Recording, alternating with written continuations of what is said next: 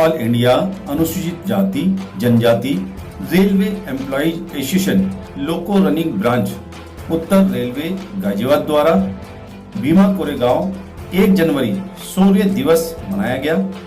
कार्यक्रम में उपस्थित मुख्य अतिथि नवनीत कुमार मंडल मंत्री SC/ST railway employees association Delhi मंडल रहे व ज्वाला प्रसाद अध्यक्ष SC/ST रेलवे लोको रनिंग गाजियाबाद व मुकेश कुमार रावत कोषाध्यक्ष लोको रनिंग ब्रांच गाजियाबाद रहे।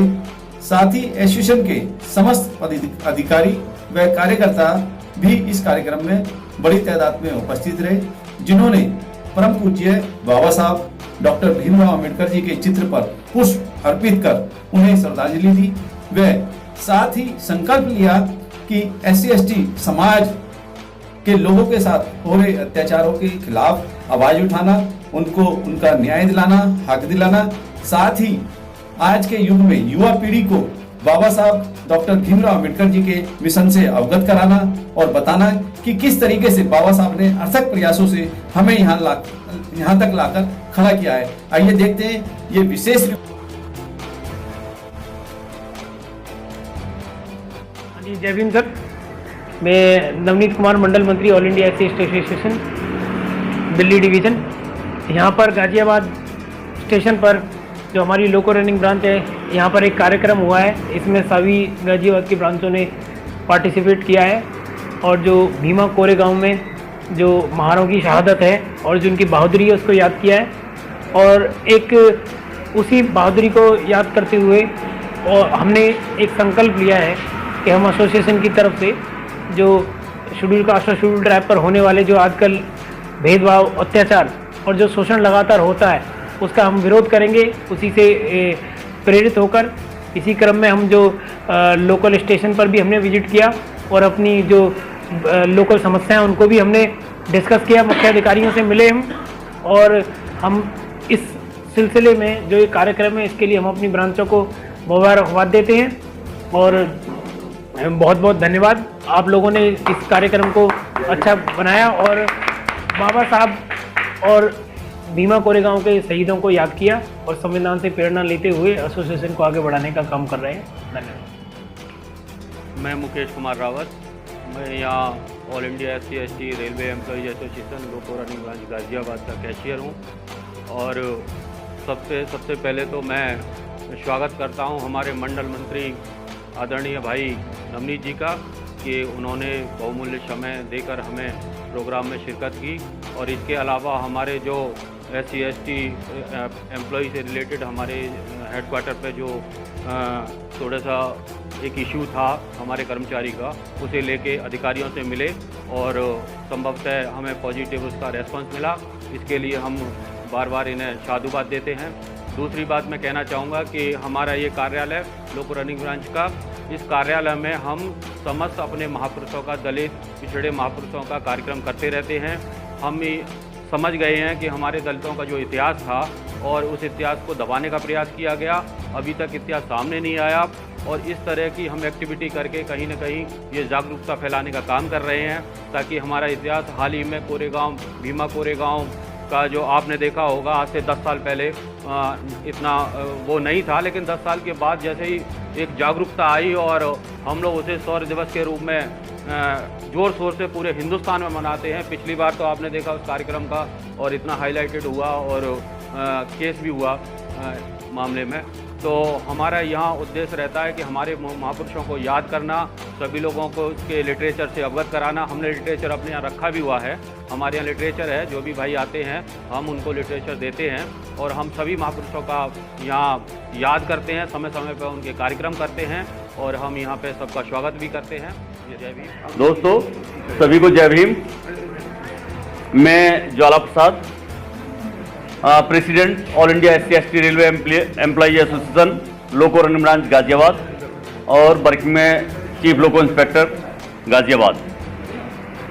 आज हम यहाँ शौर्य दिवस के रूप में इकट्ठे हुए हैं। शौर्य दिवस की छोटी सी एक मैं कहानी बताता हूँ।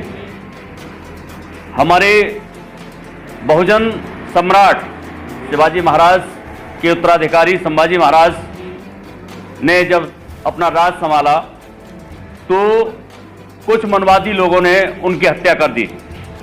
हत्या करके, और वो भी एक मुगल शासक औरंगजेब के साथ मिलकर के उनकी हत्या कर दी।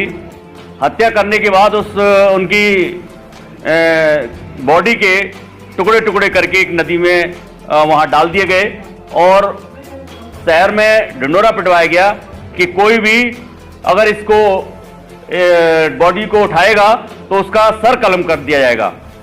परंतु सारा दिन जब देखते देखते हो गए तो एक महार पहलवान जिसका नाम गणपत था, उसने उस बॉडी को डेयर किया और उस बॉडी को उठाया और उनके टुकड़ों को इकट्ठा करके सिला और अपने ही घर के आंगन में उनकी बॉडी को संस्कार किया। जब ये बात उस शासक को पता चली, उसका नाम था बाजीराव सेकंड था, जिसने पता चली तो गणपत पहलवान को पकड़वा लिया, सर कलम करा दिया और उसके बाद शहर में ढिंढोरा पिटवाया कि आज के बाद अगर किसी ने अपना सर उठाया या बोलने की कोशिश की तो उसके साथ भी ऐसा ही व्यवहार किया जाएगा। तो इसके लिए और उन पर अत्याचार करना शुरू कर दिया। जो वहाँ का बहुजन था या जो वहाँ के अछूत लोग थे उन पर और ज़्यादा अत्याचार करना शुरू कर दिया और यहाँ तक किया गया कि उनको जितना ज़्यादा से ज़्यादा उन्होंने घृणात्मक काम किया जा सकता है उनके साथ किया गया। जैसे बताते हैं, हमारे पूर्वजों ने बताया, हमने किताबों में पढ़ा है कि उनके गले में हांडी थूकने को, जमीन पे न थूके तो गले में हांडी, और पैरों के कदम को मिटाने के लिए पीठ में झाड़ू जो लटका दिया गया। तो इतना बड़ा अपमान उनका किया जा रहा था।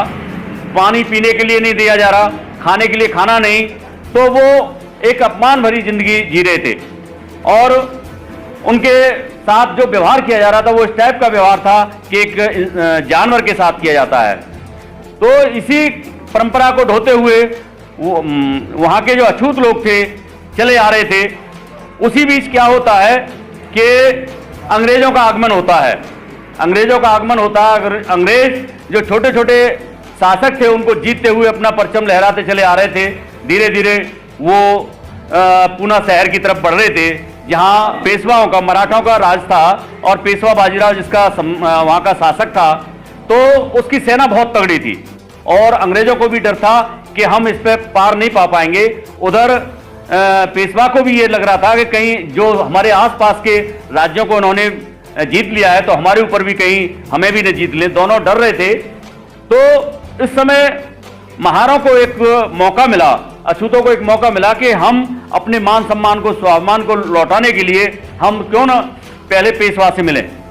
तो वो जो है पेशवा से, उनमें से एक सिद्धनायक महान नाम का एक सूरवीर था और महारों का एक कहते हैं कि उनका सेनापति मान लो। तो वो जाकर के पेशवा से मिलता है और कहता है कि वैसे तो हम अंग्रेजों से लड़ना नहीं चाहते थे, परंतु यदि हम हमारे मान सम्मान को वापस करें तो हम पेशवाओं की तरफ से उन अंग्रेजों से लड़ सकते हैं और हमें मान सम्मान अपना वापस चाहिए। परंतु पेशवा ने स्पष्ट कर मना कर दिया कि तुम्हारी ये औकात कि तुमको हम मान सम्मान वापस करें, तुमको एक सुई की नोक पर भी कोई मान सम्मान नहीं मिलेगा। तुम जाओ और जहां जैसे मर रहे हो वैसे मरो, हमें जरूरत नहीं है तुम्हारी। तो सिद्धनाथ वहीं पर आग बबूला हो गया और उसको सिद्धनाथ को भी धक्के मार करके निकलवा दिया। परंतु वो जाते जाते ये कह के आया कि आज के बाद तुम्हारे उल्टे दिन शुरू हो गए, अब हम तुमको युद्ध में ही मिलेंगे।